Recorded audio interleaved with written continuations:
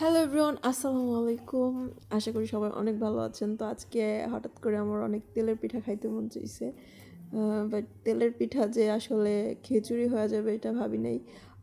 Anyway, এখানে হচ্ছে আমি চালের গুঁড়া দিছি, তারপরে হচ্ছে চিনি দিছি আর একটু গুড় দিছি। এটা হচ্ছে ঝোলা গুড় বলে, পাতলা গুড় গুড় বলে।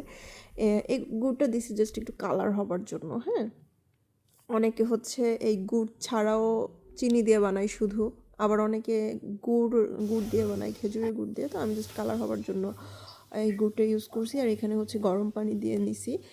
গরম পানি দেওয়ার পরে এখন হচ্ছে আমি সবগুলা উপকরণ একসাথে মিক্সড করছি। করার পরে দেখেন কালারটা কত জোস আসছে, বাট কিছু একটা মিসিং লাগতেছে।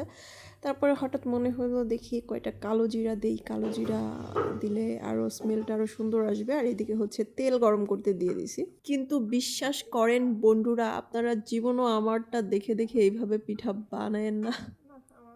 কেন বারণ করতেছি এটা একটু পরেই বুঝতে পারবেন। যাই হোক, আমার তেল গরম করা শেষ, এখন পিঠা দিয়ে দিছি। আল্লাহ ভরসা পিঠা দিচ্ছি। কি বানাইলি মুড়ির পিঠা জীবন হইব, জিন্দিগি হইব না। হ্যাঁ, পিঠা আমার কেমন মানে ওর একদিন খোয়া লাগে। এ আমার জ্বলতেছে, মুখ জ্বলতেছে। ওই সিদ্ধ তেল গুলা নষ্ট করলে খালি দেখছ। এটা তো হয় নাই, তো হইলো না কেন? ঠান্ডা পানি দেওয়া লাগে। এটা হচ্ছে আমার পিঠার ফাইনাল লুক।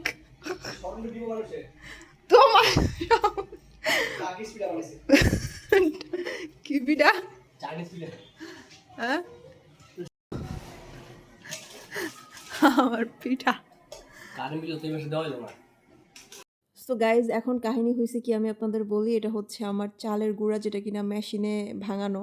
এটা একটা প্রবলেম হইতে পারে। আর সেকেন্ড হইতে পারে আমি যে গরম পানিটা ইউজ করছি ওটা একদম ফুটন্ত গরম পানি ছিল, আমি ঠান্ডা না করেই হচ্ছে ওটা মানে চালের গুঁড়ার মধ্যে দিয়ে ফেলছি। সো এইগুলো মিস্টেকের কারণে হয়তো এরকম হয়েছে। যাই হোক, অ্যাভয়েড ইট।